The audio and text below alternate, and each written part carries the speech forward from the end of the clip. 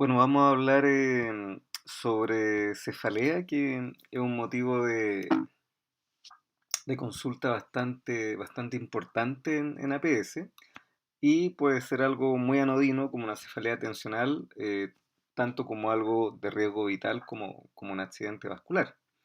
Es muy importante acá los antecedentes clínicos, la historia, el examen físico y definir la temporalidad, cosa de poder definir si es que es un dolor de cabeza, una cefalea, para preocuparse, por decirlo en forma simple, o no, o puede ser algo que puede ser visto en forma ambulatoria o diferido. El parénquima cerebral paradojalmente no es insensible al dolor, pero sí muchas de las estructuras que envuelven, que protegen al encéfalo, sí pueden provocar dolor y son múltiples. Por eso que si uno se pone a ver por estructura, la verdad es que puede ser confundente analizar la cefalea, hay que tratar de simplificar las cosas. ¿Qué cosa muy importante? Bueno, de la historia, la edad de inicio, el tiempo de evolución, las características del dolor, si es un dolor pulsátil, si es un dolor como cintillo, si es que tiene ataques, lo que demora cada ataque, la frecuencia de los ataques, los síntomas acompañantes, por ejemplo, que son muy importantes de la migraña, ver si tiene algún síntoma neurológico que preceda, que podría ser un signo de alarma o podría ser parte de un aura, por ejemplo, migrañosa. La evolución, ver si hay algún gatillante, alguna respuesta o no a analgesia, el impacto en la vida cotidiana, porque, por ejemplo, un paciente te puede decir que le duele mucho la cabeza, pero que no es una intensidad muy alta, pero es más importante que eso, que no haya ido a trabajar, por ejemplo, o que no haya ido a estudiar, o sea, realmente incidió en su diario vivir. Por supuesto, los antecedentes familiares. En migraña está la enfermedad CADASIL, que es muy importante, ¿cierto? El antecedente familiar, ¿ya? Eh, Generalmente se pueden dividir en dos tipos las cefaleas, las primarias y las secundarias. Las primarias es cuando generalmente no hay una amenaza de la vida del paciente, pero tiene que ver mucho con la calidad de vida y no hay como una lesión estructural importante que lo esté generando. Está la migraña, la cefalea tensional, ¿cierto? La cefalea en racimo, que si bien obviamente para el paciente son muy importantes para su calidad de vida, por suerte no tienen un riesgo vital. Y la secundaria es que hay alguna lesión estructural o alguna situación, ¿cierto?, grave de fondo. Una meningitis bacteriana, un accidente vascular, una hemorragia cerebral, etc. Las primarias generalmente son de manejo de policlínico y la secundaria uno la ve más en la urgencia. Pero obviamente que uno puede encontrarse con cualquiera de las dos en cualquier situación. Generalmente uno hace la anamnesis, el examen físico y si es un paciente que no tiene ninguna situación de alarma, ni al examen físico, ni en la historia, ni en los antecedentes del paciente, bueno, ahí uno se debate qué tipo de cefalea primaria será, que lo más común es, estamos hablando de tensional o migrañoso. Ahora, si tiene esta cefalea algún elemento de alarma, en esta zona de acá, bueno, obviamente hay que ir a algún tipo de imagen, que es lo más usual. Entonces, es muy importante después de la evaluación que uno hace, chuta, ¿será una cefalea primaria y me voy para acá? ¿O será una secundaria y me voy al otro lado a pedir ciertas imágenes o algún otro examen? Por ejemplo, si algo infeccioso está dentro de la cefalea de un síndrome meningio, una punción lumbar, por ejemplo. Bueno, y los perfiles son muy importantes porque como aparece en este gráfico, hay algunos perfiles que son agudos, como este de acá, están los subagudos, están los ictales. Siempre los ictales tienen que ver con lo cerebrovascular, hemorragia o accidente vascular. Entonces esto es muy importante porque a uno le dicen una cefalea ictal y sí o sí hay que descartar algo cerebrovascular. Ya algo agudo podría ser una meningitis, podría ser una hidrocefalia. Subagudo ya podría ser un absceso, por ejemplo. Ya algo más progresivo, un tumor de crecimiento lento. Y acá están estas curvas, ¿cierto? Que son como constantes con cierta reagudización, que es lo clásico de un dolor de cabeza migrañoso. Una cefalea tensional sería más como una línea que se mantiene en el tiempo, no tiene estas crisis. Esto es muy importante porque con esto uno ya puede más o menos dirigir dirigir las preguntas y saber de qué estamos hablando, de qué opciones tenemos, ¿cierto?, para el dolor de cabeza. Entonces, lo agudo, especialmente lo ictal, siempre lo cerebrovascular. Dentro de lo agudo, las infecciones del sistema nervioso central. Agudo recurrente migraña. Cefalea tensional lo coloqué acá, pero la verdad es que no es que tenga crisis, así que sería más como un dolor permanente, no sería tan agudo recurrente. Está la neuralgia también, que cada cierto tiempo hay crisis de dolor. Subagudo, la trombosis venosa cerebral, ¿cierto? Que es clásico, una cefalea subaguda, tumores de rápido crecimiento, algunas infecciones como abscesos cerebrales o epidurales. Y ya crónico progresivo, tumores cerebrales, absceso cerebral. Está también el pseudotumor cerebri, que es una enfermedad que también provoca un dolor de cabeza de largo alcance. Y lo crónico, que no es progresivo, que en el caso, por ejemplo, la migraña tiene estos momentos de reagudización, pero aquí se agrega un tipo de dolor que es la cefalea por abuso de fármacos. Hay que tener ojo de que una migraña, por ejemplo, que sería un dolor, una cefalea que tiene momentos de agudización, se puede estabilizar, pero permanecer en el tiempo por el abuso de fármacos. ¿Ya? Bueno, ¿cuáles son las banderas rojas? Son las características en los antecedentes, en la historia clínica, anamnesis o al examen físico, cualquiera de estos tres puntos que me hacen pensar que puede haber una cefalea secundaria y que hay que pedir algún examen, especialmente alguna imagen. Entonces es muy importante todas las banderas rojas que hay, ¿cierto? Tratar de dividirlas en estos tres puntos: antecedente, historia clínica o examen físico. Esto de la bandera roja es algo que se ocupa no solo para cefalea, ¿cierto? Se ocupa para muchas otras patologías y es muy importante de que si tiene alguna bandera roja ya me obliga a hacer algún estudio más.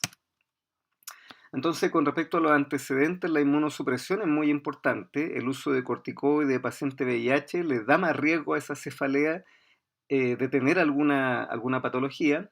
Recuerden que los pacientes inmunodeprimidos en general son oligosintomáticos, no da muchos síntomas, ¿cierto? Si yo tengo un paciente que participó en un TEC de alta energía y está con cefalea, también es para preocuparse.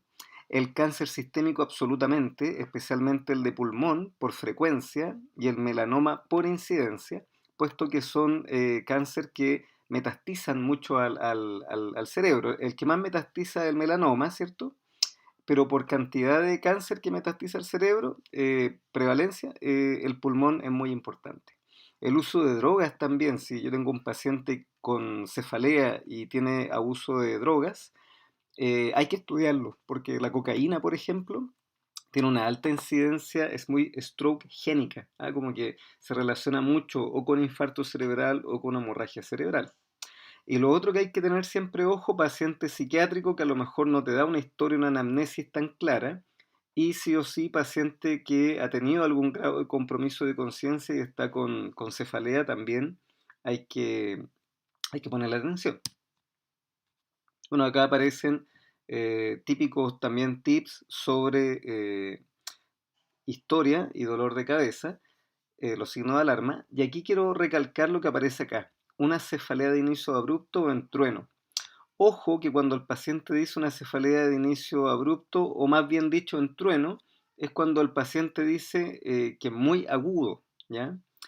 Otra cosa es cuando dicen el paciente la peor cefalea de la vida, que es lo que se llama la cefalea en hachazo, como tener un hacha en la cabeza. Entonces, por un lado, si yo tengo una cefalea ictal, abrupta, yo pienso en algo cerebrovascular, pero cuando yo pienso en la peor cefalea de la vida del paciente, como un hacha en la cabeza, ahí sí o sí hay que descartar una hemorragia subaracnoidea, ya que es muy específica de ese tipo de dolor de cabeza. ¿Ya? Lo otro que es importante acá, el tema de cefalea precipitada por ejercicio, tos, valsalva o el coito. A esto se refiere a que el paciente esté con mucho, que al inicio del dolor de cabeza sea por hacer una fuerza. ¿Por qué hago esta precisión? Porque un paciente con crisis migrañosa, por ejemplo, cuando está con la crisis, obviamente que le molesta hacer ejercicio, le gustaría estar quieto sin problema. Entonces, esto se refiere a que empiece el dolor de cabeza concomitantemente con haber hecho una fuerza, haber hecho ejercicio, haber estado en un acto sexual. ¿Ya? Bueno, y lo otro, ¿cierto? Ya lo hemos un poquito comentado. Ojo con el tema de cefaleas sobre 50 años, también es importante, ¿no? O sea, si nos llega un paciente de 70 años que hace una semana está con dolor de cabeza y nunca antes había tenido, por supuesto que es para preocuparse. Sobre el examen físico, bueno, el examen general, ojo con las bajas de peso, con las masas palpables, los nódulos, porque como les digo, los cánceres sistémicos tienen alta incidencia de metástasis cerebral y eso puede dar dolor de cabeza. Y de lo neurológico, aparte del examen físico general que uno le hace al paciente, o más que aparte, hay que ponerle especial atención, especialmente si estoy en la urgencia, a los signos meningios y también, ¿cierto?, a realizar el fondo de ojo, ¿ya?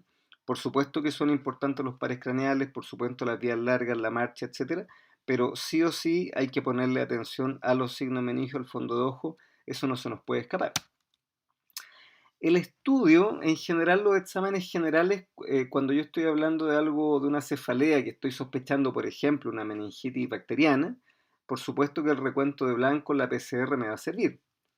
Otro punto importante es que en pacientes sobre 50 años, que yo estoy sospechando arteritis de célula gigante, un paciente con un dolor hemicráneo, pulsátil, que puede tener síntomas B, puede tener claudicación mandibular, ahí en este caso la VHS me sirve bastante, porque en general cuando está esta enfermedad el corte es de 50 hacia arriba y si la VHS está normal casi que me descarta esta opción. La imagenología en general uno pide un escáner, especialmente si está en la urgencia, y uno debería pedirlo cada vez que uno encuentra alguna bandera roja, insisto, en los antecedentes, en la historia o en el examen físico. Por supuesto que si yo tengo una focalidad o tengo alguna alteración, signo meningio positivo, ¿cierto? Un fondo de ojo alterado, por supuesto, ¿ya? La punción lumbar en general se solicita cuando yo tengo un paciente que estoy sospechando algún cuadro febril y quiero descartar el foco meningio. Cuando el paciente tiene signo meningio, ¿ya?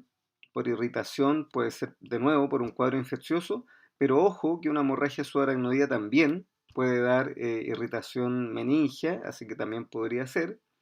Y si yo estoy buscando un foco y obviamente un paciente inmunosuprimido, no hay, quiero descartar un foco del sistema nervioso central, también hay que hacerlo. Y también en algunos casos de compromiso de conciencia. Aquí aparecen algunas consideraciones diagnósticas sobre exámenes dirigidos, ¿no? Pero en general, nosotros lo que hacemos es un escáner. Si el escáner no nos da la solución al cuadro clínico, se complementa con un angiotac de cerebro. Y si eso de nuevo no nos da mayor información, una resonancia, ¿ya? Igual esto varía en guías clínicas y también varía, por supuesto, cuál sea la capacidad técnica de cada centro. Pero en general yo podría decir que la mayoría de los hospitales públicos se ocupa primero el escáner y según el escáner se puede complementar con un angiotac de cerebro para descartar, por ejemplo, una trombosis venosa o si hay una sospecha de una hemorragia subaracnoidea, alguna lesión aneurismática.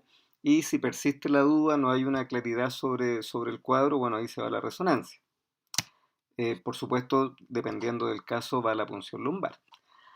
Bueno, ¿qué es lo que les comentaba de la cefalea en trueno? O en algunas partes dicen, yo lo he escuchado más y está más definido, ¿cierto? Como el thunderclap headache, una cefalea como un hachazo, que el paciente relata que es de rápida instalación, que llega a su máximo rápidamente y que es la peor cefalea de la vida. Bueno, estos casos son muy específicos, uno de cada cuatro, el 25%, puede presentar una hemorragia subaracnoidea.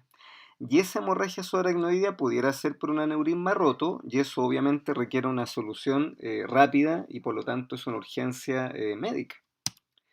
Fíjense que hay varias cosas que pueden provocar una cefalea en hachazo, ¿cierto? Que es la hemorragia subaracnoidea, lo que más nos preocupa, pero también puede ser por una simple hemorragia cerebral, por un subdural agudo, un infarto cerebral, etcétera. Hay varias causas. Ahora, ¿qué es lo importante? De que si yo tengo una cefalea en hachazo, es muy importante siempre ir a tratar de descartar esto que está arriba, la hemorragia subaracnoidea. porque si yo envío para la casa a un paciente con una hemorragia subaracnoidea no diagnosticada, va a sangrar nuevamente en su casa, ¿cierto? Y va a fallecer. Entonces le insisto que si bien son muchas las causas de cefalea de trueno, lo que más tenemos que tratar de descartar es una hemorragia subaracnoidea. Y no confundir con una cefalea ictal. Una cefalea ictal es cuando el paciente dice que empezó con un dolor de cabeza que fue de inicio súbito. Esto es distinto, es una hemorragia, la peor de la vida, ¿cierto? Que el paciente no se puede ni mover por este tipo de dolor de cabeza. Bueno, si yo tengo una sospecha de una cefalea, una thunderclap headache, generalmente se hace un escáner. Si el escáner es normal, ya han pasado más de 24 horas, se hace una punción lumbar. Y si persiste la duda diagnóstica y estamos hablando ya del cuarto o quinto día desde que ocurrió el caso, bueno, ahí generalmente se ocupa la resonancia, ¿ya? Esto también va a depender mucho de la disponibilidad de cada centro. Hay algunos lugares donde se hace inmediatamente una resonancia con angioresonancia si es que el paciente llega con este tipo de cuadro.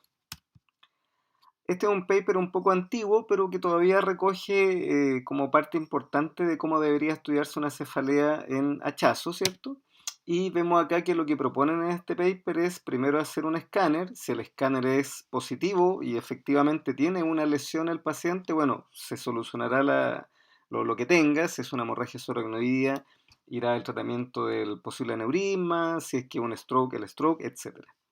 Ahora, algunas veces ocurre que el paciente tiene la hemorragia, o sea, tiene la cefalea en hachazo, pero el TAC de cerebro es negativo. Recuerden de que después de las primeras 24 horas, la hemorragia subaracnoidea no se ve bien en el escáner. El escáner tiene muy buena sensibilidad para hemorragia subaracnoidea, pero las primeras 24 horas. Después de las primeras 24 horas, baja la sensibilidad hasta un 50%. Y ahí aparece la gracia de la punción lumbar. La punción lumbar entre el segundo y el cuarto día aproximadamente, algunos dicen hasta el quinto, tiene muy buena sensibilidad para confirmar hemorragia subaracnoidea a través de la xantocromía, a través del análisis, ¿cierto?, del líquido, entre el segundo y el cuarto o quinto día. Ahora, sobre el cuarto día, ahí tiene mucha sensibilidad la resonancia cerebral. Entonces, de nuevo, si el escáner, yo tengo un cuadro con un paciente con una cefalea en hachazo y el escáner es negativo o normal, ¿cierto? Pero sigo con la duda y especialmente ya ha pasado más de 24 horas, así que ya sé que el escáner tiene baja sensibilidad, le hago una punción lumbar. Si la punción lumbar de nuevo sale negativo, pero sigo con la sospecha, bueno, ahí hay que insistir, ¿cierto?, con la resonancia.